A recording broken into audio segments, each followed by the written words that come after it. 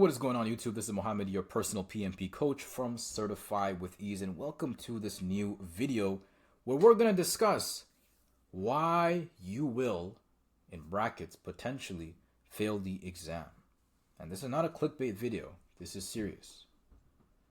If you want to know how to pass the exam, know the reasons why most people fail, and then find a solution towards those reasons. I'll tell you some of the reasons why people fail, and we are going to discuss solutions around that. Okay? Number one, let's start right away. Number one, the reason why people fail is because they forget that the PMP exam is a standardized exam. A standardized exam follows a certain pattern, just like the MCAT, just like the GMAT, the LSATs, whatever you want to call them. If you crack the pattern, you solve the exam, and then you could pass. How do you crack the pattern? Now that's the next question. Okay, Mohammed, you told me that the PMP is a standardized exam. Cool. How do I find and crack this pattern, and what do I do with this? Okay. So most people, they don't care about the pattern. They don't understand that, okay, you know what, there's a certain way that the PMP formats their questions. There's certain principles that if you were to learn them and apply them, you'll be able to get the answer right away. And what ends up happening is that they fail, and they don't know why they failed in the first place. In order for you to understand that, you need to understand, firstly, number one, PMP, yes, is a standardized exam. And the majority of the questions on the exam are situation-based. How do you handle a situation-based question? You have principles that guide you and tell you exactly how you should answer these questions. Now, if 80% of the exam is situation-based, then let's focus on mastering the situation-based questions. Now, let me show you an example, okay? Let's go back to our chat.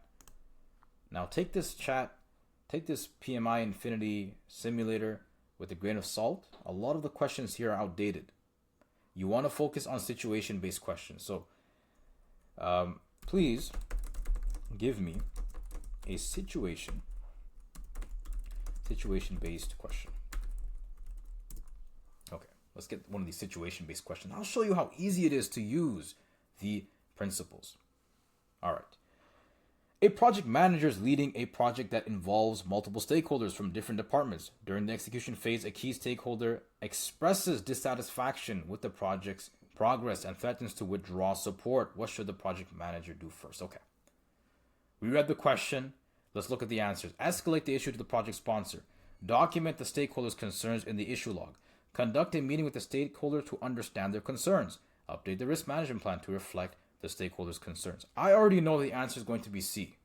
And I did not even have to read the question. I was reading the question, but I wasn't processing anything. I'll be honest with you. Why? Because we're following principles. Okay? The pattern of the PMP exam is that they always ask you, what should the project manager do first? Or have done? Or do next? Or what should the project manager do? And you'll see an answer that comes up a lot is escalate the issue to the project sponsor. If you go back to our principles, we can see that, you know what? We never should run to those project sponsors. So automatically I know that, you know what? Because of this pattern, I can eliminate A right off the bat. C, conduct a meeting with the stakeholder to understand their concerns. This is what? This is principle 1 in action. Before deciding on any solution, you want to take a step back. You want to discuss, investigate, analyze, or in this case, understand what is going on. That's principle number 1 in action. Principle number 3, be a servant leader. Encourage, care, nurture, listen. Listening is similar to understanding. These are all principles in play. So I can automatically tell that the answer is going to be C. And let me see. What's the answer? So C. Let's just see what the answer is. Correct. You see? The answer is C. Very, very simple. So just to summarize, if you want to be able to pass the PMP exam with above target in your first try, Make sure that you tackle 80% of the exam, which is situation-based question, and make sure that you have an actual action plan when it comes to handling situation-based questions. So having principles like the one over here that govern your answers, that direct you into where you should go, what you should do, and all these kind of things. So that's number one, focusing on the 80% and having a plan to actually answer 80% of the exam. Okay? Because if you get the 80%, if you master that and you finish it, you can fail the rest and you'll still pass. You'll be good enough. Okay? Number two, the reason why people fail on the exam is time. They run out of time. So it doesn't mean that they're not able to pass the exam. They might have the knowledge, they might have memorized everything, they might have studied everything, but the reason why people fail is simply because of time. Okay, we understand the problem. What's the solution to that? The solution to that is number one, again, having principles that help you answer questions. This will save you so much time at the end of the day. You'll be able to eliminate answers. You'll be able to pick the right one right away. Having principles will guide you. Number two, when you are practicing for your exam, time yourself. Very, very important. You want to time yourself when you are practicing. Maybe not right away, but when you get comfortable, you want to start timing yourself and making sure that you are under the required time. Okay, so let me show you how powerful, again, these principles are. Next question, please. I'm not going to even read the question, and I'm just going to go straight to the answers. So let's say I'm running out of time. It's like, you know what? I have only 5 minutes left. I need to answer these questions right away. Okay, let's read the answer. Accept the change request and update the project plan. Reject the change request. Okay, evaluate the impact. I know the answer is going to be C. D, seek approval from the project sponsor. Okay, why seek approval from the project sponsor? I don't run to the project sponsor. This is principle number 8. I can eliminate that. Reject the request. We never want to reject the request right away. This is principle number 18. Okay? Now we're left with A, accept the change request and update the project plan. Or C, evaluate the impact of the change request on the project objectives. This is the project manager taking a step back, number 1.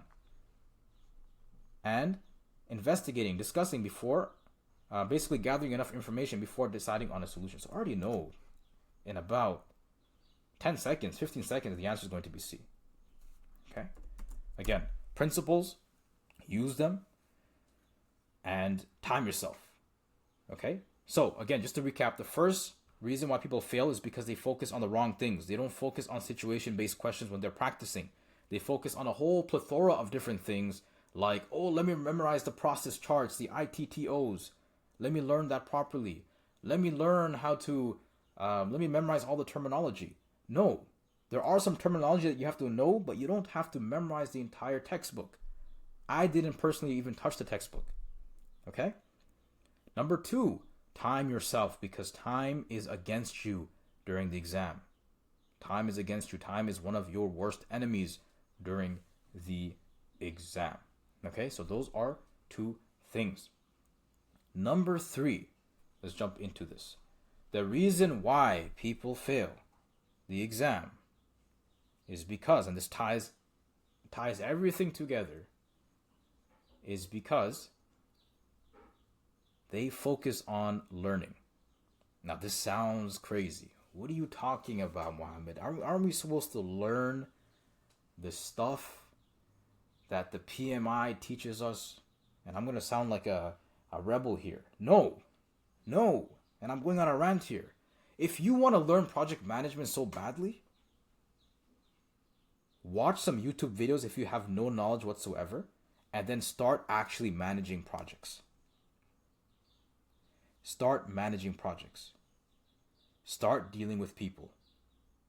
You will learn much, much more that way. If your objective right now is to pass the exam, which I'm sure is the objective for all of you guys, and to get access to higher opportunities, higher pay, then you need to follow a systematic approach for handling this exam. Stop learning project management and instead learn how to pass the exam. That includes all the principles we talked about. That includes timing yourself. That includes practicing on as many problems as possible. Okay? So those are 3 reasons why people fail the exam. Again, just to recap for all of y'all, number 1, the reason people fail the exam is because they don't focus on what they need to focus on. 80% of the exam is situation based, so focus on that. Use principles to help you. Use some guiding, navigating factors to help you. Number 2, they don't time themselves, so they start thinking, and they start assuming, and they lose out on time. Number 3, people are focused on learning project management. They're not focused on learning how to pass the exam. Okay, so hopefully you enjoyed this video. Hopefully I wasn't too harsh. And down this, on the the description of this video, there's a link where you can sign up, and I will send you an automatic text with all the resources that you need to pass the exam. If you enjoyed this video, please give it a thumbs up, and please subscribe to my channel. Take care and have a fantastic rest of the day.